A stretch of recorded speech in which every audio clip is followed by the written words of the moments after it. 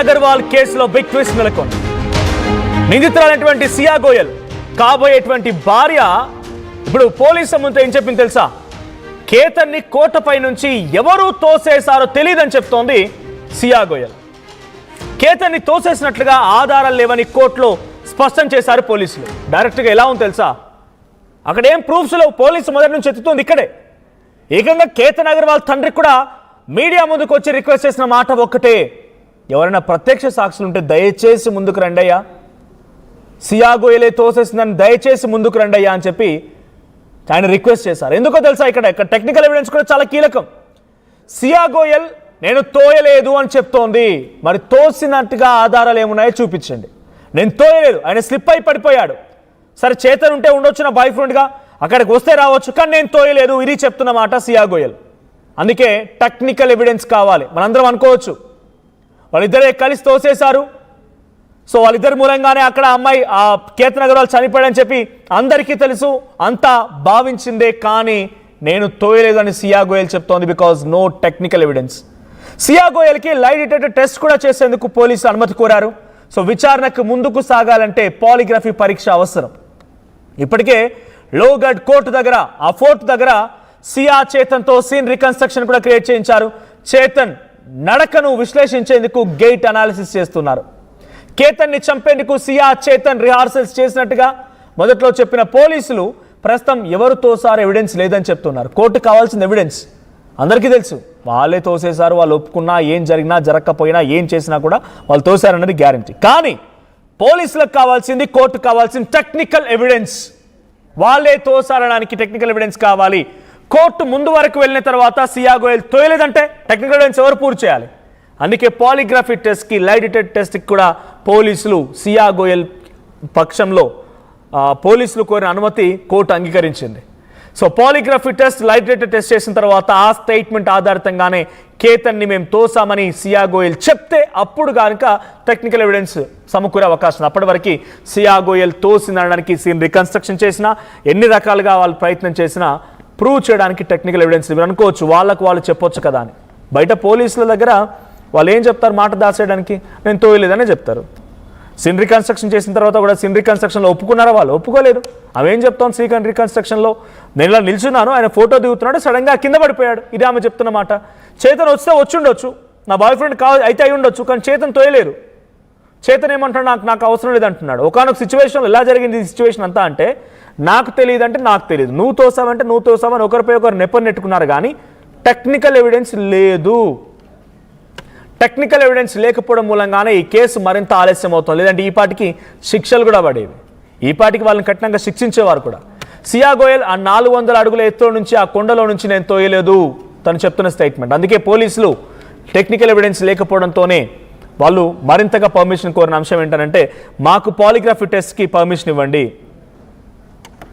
So polygraphy టెస్ట్కి permission ఇవ్వండి అని చెప్పి పోలీసులు అటు సియా గోయల్ విషయంలో కోర్టుని కోరితే కోర్టు అంగీకరించింది. పాలిగ్రఫీ టెస్ట్ అండ్ లై డిటెక్టర్ టెస్ట్ చేయబోతున్నారు సియా గోయల్కి. టెస్ట్ చేసిన తర్వాత మళ్ళీ ఆ స్టేట్మెంట్ ఆధారితంగా సియా గోయలే దీనిలో ఉన్నది ప్రధాన పాత్ర అని చెప్పి పోలీసులు ఎలా నిరూపిస్తారో, ఆ తర్వాత ఎలాంటి శిక్షలు వేస్తారో చూడాలి. బట్ రోజు రోజుకి ఈ కేసులో అనేక ట్విస్ట్ నెలకొంటూ ఉన్నాయి. జూన్ 14 మొదటి రోజున జూన్ 8 అక్కడికి వెళ్ళారు. అక్కడికి వెళ్ళి సరదాగా గడిపారు. ఆ తర్వాత మళ్ళీ వచ్చారు. ఆ తర్వాత కొన్ని రోజులకి మళ్ళీ వెళ్ళాలనుకున్నారు బాలి ట్రిప్కి, కానీ బాలి ట్రిప్ క్యాన్సిల్ చేసుకుంది సియా గోయల్. తన దగ్గర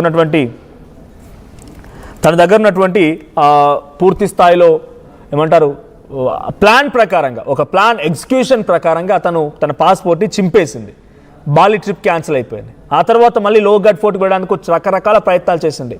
అటు కేతన్ ఒప్పుకోకపోతే కేతన్ని ఒప్పించింది, కేతన్ తల్లిని కూడా ఒప్పించింది. బర్త్డే రాబోతోంది, నా బర్త్డేకి ఒక గిఫ్ట్లా ఉంటుంది వెళ్దామని మళ్ళీ చెప్పింది. 18th రోజు వెళ్ళారు. 18th రోజు 10:30కి అక్కడ రీచ్ అయితే ఎగ్జాక్ట్గా ఆ సమయంలో అరౌండ్ 10:30 ఆ టైంలో ఆ ఎత్తైనటువంటి కొండపై నుంచి కేతన్ని తోసేసింది.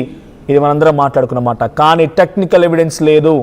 అందుకే ముందు రోజు జూన్ 17న వెళ్ళి ఆ ఫోర్ట్ అంతా తిరిగారు. ఆ ఫోర్ట్ మొత్తాన్ని తిరిగి బ్లాక్ స్పాట్లని ఎంచుకున్నారు. ఎక్కడెక్కడైతే బ్లాక్ స్పాట్స్ ఉన్నాయి, బ్లాక్ స్పాట్ అంటే సీసీటీవీ కెమెరా లేనటువంటి స్పాట్లు. ఆ సీసీటీవీ కెమెరాలో రికార్డు కాకుండా ఉండేటువంటి దాక్కునేటువంటి స్పాట్లు, ఆ స్పాట్ ఎంచుకున్నారు.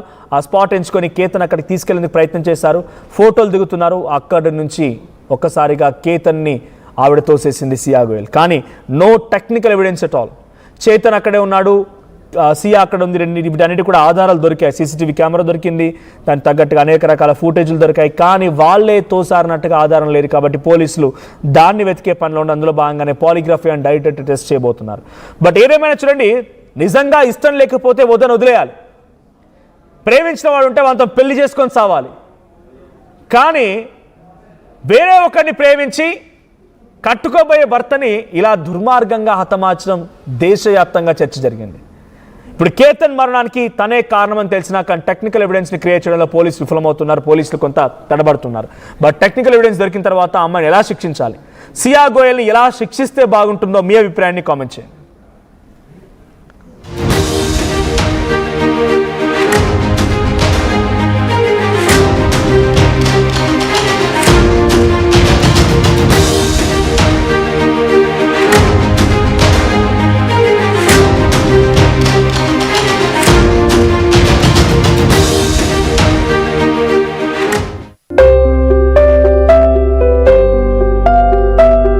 చిన్న చిన్న ఆనందాలు 35 ఏళ్లుగా నా జీవితంలో లేవు.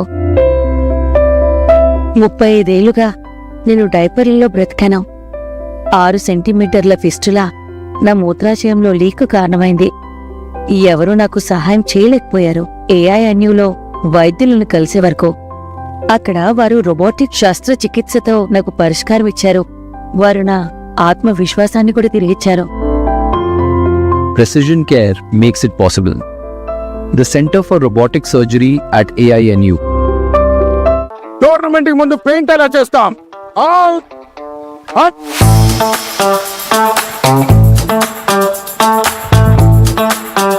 ప్లాన్ అయితే చాలా బాగుంది సార్, స్టేడియం పరిస్థితి చూడండి. టోర్నమెంట్ ముందు పెయింట్ ఎలా చేస్తాం? టెక్నో పెయింట్స్ ఉందిగా. Techno paints, township, dam, stadium లేదా మనీళ్లు, పెయింట్స్ నుంచి పెయింటింగ్ వరకు పూర్తి సొల్యూషన్ కావాలంటే మేమున్నాం. కానీ సార్, టైంకి పూర్తవుతుందా? రోజుకు 23 లక్షల స్క్వేర్ ఫీట్ పెయింటింగ్ చేయగల సామర్థ్యం, 5,000 మంది స్కిల్డ్ లేబర్ టీం మా వెంట ఉంది. 23 లక్షల? అవును, ప్రపంచ స్థాయి రంగులు, అద్భుతమైన షేడ్స్ తో భారతదేశపు అసలైన పెయింట్ మరియు పెయింటింగ్ శక్తిని మేమే. We are techno paints. Techno paints.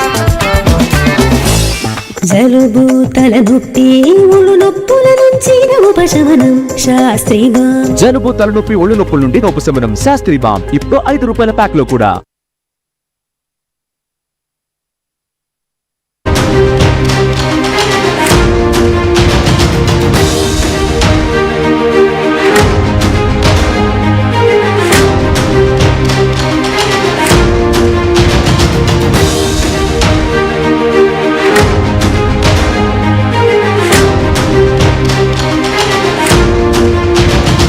చూస్తున్నాం, కేతన్ అగర్వాల్ కేసులో బిగ్ ట్విస్ట్ నెలకొంది.